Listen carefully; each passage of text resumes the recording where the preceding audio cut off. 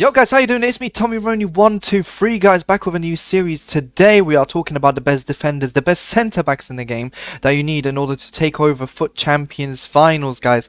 We're all trying to kind of grasp ourselves with the Foot Champions fever, trying to get the best players possible. I'm going to cover all budgets today, so do not worry about that. We are going to go from kind of the lowest budget, the lowest possible rating, all the way to the top, guys, all the way to the players that you probably expect to see up there. But guys, look, if you enjoyed this kind of series, make sure to click like, make sure to click subscribe, share with one friend, guys, and let's keep growing, guys. Let's get straight into it. We're going to start with Musa Niakate from Mainz 05, guys. What a player. I mean, I've used him before. He's very, very good, guys. Obviously, the pace is the biggest aspect. That's very important. And you'll see it's a common shared skill when it comes to all these players, guys. It's going to be all the people with this, with the abilities to defend and obviously the abilities to run fast. It's just as simple as, guys. That's how FIFA is nowadays. And it always has been, really. So guys, we're going to start off with Musa Niakate for your Bundesliga teams, guys. We're going to move on to Ibrahima Konate, who, funnily enough, I am actually older than. Somehow this is this depressing time of the year when you start realizing that new footballers come through and they are younger than you. But that doesn't matter, guys. Look, he's very good. You know, agility and balance might not be exactly there. He's a 6'4" player. He's a bit bulky, but look at him, man. Look at him. He's happy to do it for you guys. He's happy to win the game for you. That's what he's going to do. Injury prone, but that doesn't affect you in game, guys. Konate is your next player in case you want someone for the Premier League for very cheap, guys. And next Premier League player, we're going to be going Christian Romero. Now, I like Christian Romero, guys. Obviously, comparing him and Konate. Konate has the medium attacking work rate, which means he pushes up too much sometimes. So I have Christian Romero with the low attacking work rate, meaning he'll just sit back and do his job, guys. That's what you want from your centre back.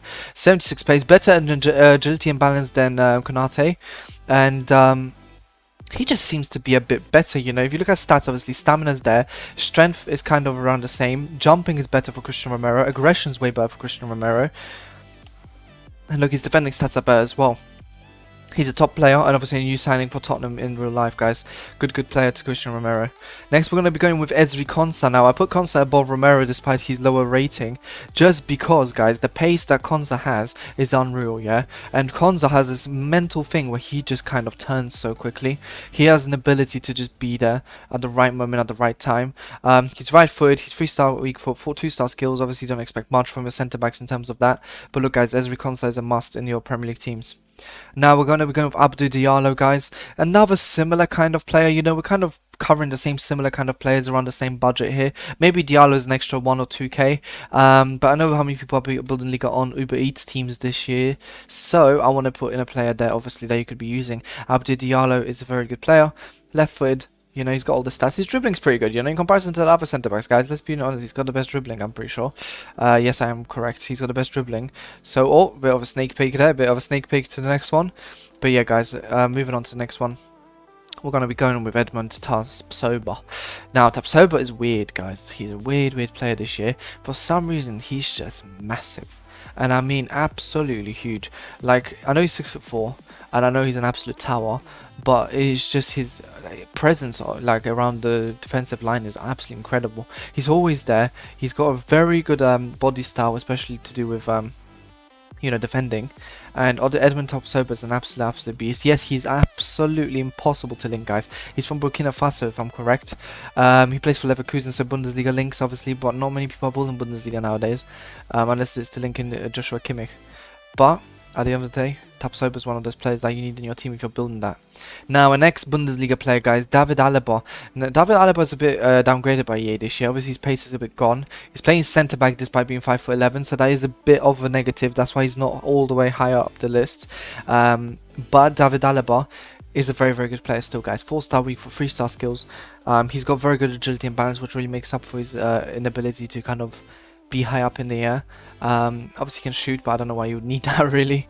Either way, guys, David Alaba is going to have to find his way there just because of his ability on and off the ball. Next, we're going to have Nathan Ake. Now, Nathan Ake, again, 5'11" player, yeah? He's got better work rates than Alaba because he's not medium, which is very weird for a centre-back, by the way. He's got medium and high. He's not as agile and balanced as Alaba is, but that doesn't matter, guys. Nathan Ake is just very good in the game. I think it's the hair, really. It's that kind of hair that Huli had. You know, it just makes someone so much better than they're supposed to be, really. And another left-footed player, obviously, Nathan Ake. Top player. Really enjoyable to use as well. Pretty fast. Pretty fast. And turns very quickly, guys. So that's all you really want from your centre backs. Now, next one we're going to have, guys, Jason Denayer. Now, Jason Denayer is a very interesting one. People don't really... To be honest, he's not been popular for years now because it's just... He's kind of just that player you don't really want to pack. And like I said, he's very cheap. But, guys, once again, I want to put some Liga On players in there. And Denayer is a perfect fit. Just because some Liga On players that are very good in centre-back, they're very expensive. For example, the likes of Marquinhos. You want to have someone that's obviously a cheap option, guys. Denayer is probably one of the best cheap options possible. Just an absolute beast on the field. Really pushes everyone out, really puts his strength across in every single aspect of the game, guys. Denayer is an absolute must, as is Klosterman. I mean, Klosterman, we know him from last year. Everyone knows. Comment down below your worst Klosterman story, because honestly, Klosterman was an absolute beast last year. This year he's not as powerful, I'd say. He's nowhere near that same level as he was, but he's still, guys, 6'2", and he's got 85 pace. I mean, you just don't want to face this, guys. You don't want to face Lucas Klosterman. So, honestly, just get him into your team. If you're looking for a Bundesliga side, him and Tapsoba would absolutely dominate the hell out of it, guys. Moving on to the next one, guys, we're going to move to Kostas Manolas, a player that's kind of been very popular on FIFA for years upon years, Kostas Manolas.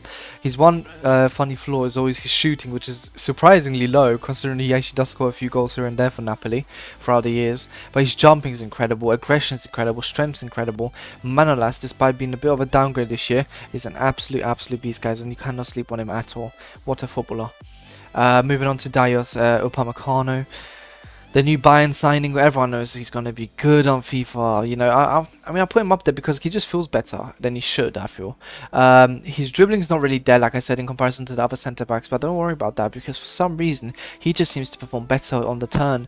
I don't know whether it's the body style, I don't know what it might be. His attacking high work rate and medium defensive is a bit of a problem, hence why I don't put him higher on the list, but I think he'll do where he is.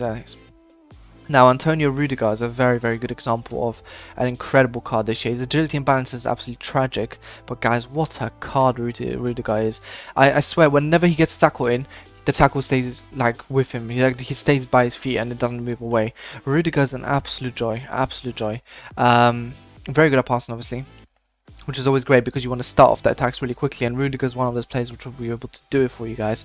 And once again, good work rates as always from someone like him. Now, next we're going to have Kalidou Koulibaly, who had an incredible Player of the Month card for Serie A. And I think that card is still one of the best centre-backs in the game, but obviously we're not going to be putting that in. Koulibaly doesn't end up higher just because of his incredibly low balance, which is an absolute joke. It is humiliating what he has done with his balance. But he's a beast, guys. He's an absolute beast, you know. He's a powerhouse, really, with his body style and the way he just bundles everyone over. Koulibaly is an absolute god, guys. As is Sergio Ramos, guys. Now, Sergio Ramos doesn't make it higher this year because, look, it's only 70 pace, man. EA really screwed him up on this one. Obviously, he has got a ridiculous amount of traits, but we don't really care about that, guys, because the pace isn't there, and that's why I can't put Ramos as one of the #1 centre-backs. For me, he's been one of the #1 centre-backs for years now. You know, I rated him above Van Dijk last year. Hate me for, you know, saying that, but I genuinely did. And this year, he's just not it, guys. It's just not it. I mean, he's still incredible because it's Sergio Ramos, but it's just not it, and the links are obviously harder than ever with him being in Paris Saint-Germain, so it's not ideal. But next, guys, we have Jules Koundé. Now, Jules Koundé is interesting. I remember making videos about him last year, just because of all the cards he was getting. I think it was the UCL Champions League card. I don't know if everyone remembers it, the Road to Final card. He's got his high work rates back again, but he's just an absolute monster. For a 5'11" player, he's an absolute monster, guys, and I can't, like, imagine what could go wrong with buying someone like him. Like, Jules Koundé is honestly someone that will dominate the game every single match. He's just there, and he gets the ball, guys. And his 5'11" self doesn't matter. 88 jumping, guys, he makes up for it. His heading's incredible. Next, we're gonna have Eder Militao, a common feature every single year in FIFA nowadays. He's absolutely trash in real life, if I remember correctly. No one really rates him apparently in Real Madrid, but he's just very good in game. I don't know what else I can say about Eder Militao except he's just an absolute pace whore, and he does it so well, game in, game out. You know, he doesn't let you down. Eder Militao is there to dominate, guys. That's what he's here for. And he's not going to really, you know, do much more than someone else, hence why he's not in the top 5 kind of list, but he's still incredible, guys. Next, we're going to go with Lacroix, as I like to call him, but I know it's Lacroix. Maxence Lacroix. Now, Interestingly, this guy's very young actually. He's a very good upcoming future star, guys.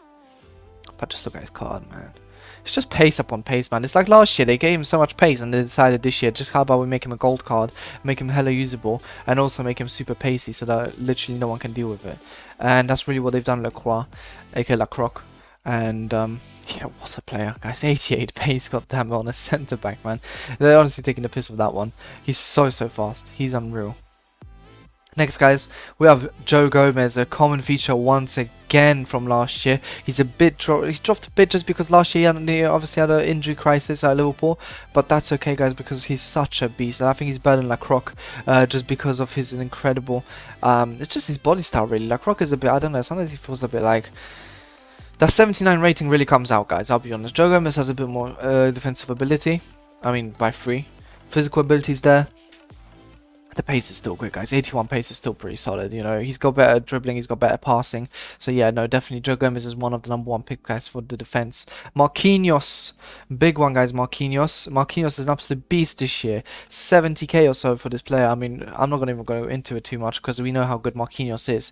6 foot, got the work rates, got the stats. I mean, look at that jumping, look at that. Like, Marquinhos is an absolute god, guys. And that's why next we will be going with Presnel Kimpembe. Yeah, what has EA done with Presnel Kimpembe, guys? I cannot believe this guy this year. It's just everything about him, man. Look at him. He just doesn't look happy. He just wants to cause trouble, and that's what he does, guys. Presnel Kimpembe is a problem to everyone, and I'm being serious. If you face him, run away. If you see him, don't bother playing. And if obviously you got him, then you're going to make everyone quit, because Presnel Kimpembe is impossible to get through, guys. One of the best centre-backs in the game by far. As is next player on the list, Virgil van Dijk. I mean, what do I have to say about the best centre-back in the world, guys? It is the best centre-back in the world. It's as simple as it's Virgil van Dijk. There's not much more to it. Incredible footballer in real life and obviously in the game, guys. 91 defending. It just speaks for itself. Which obviously leaves our #1 defender in the whole game for 2 years running, guys. Raphael Varane. He's obviously at Manchester United this year. Thank you, everyone. For making it happen, whoever made it happen, because I'm so glad. But obviously at the same time, I know how good he is on FIFA, and I know how much of a problem he'll cause for everyone, because Raphael Varane is just an absolute beast with too much pace and too much ability on his side, guys. I hope you enjoyed the video. I hope it's helped you guys a bit, you know, making your decisions. Obviously, if you have your secret players that you like or anything like that, put it down below. And obviously, guys, as always, next time I'll be putting out the midfielders, and then obviously we'll be putting out the strikers, and then we'll do wingers probably, guys, as well. But until next time, peace.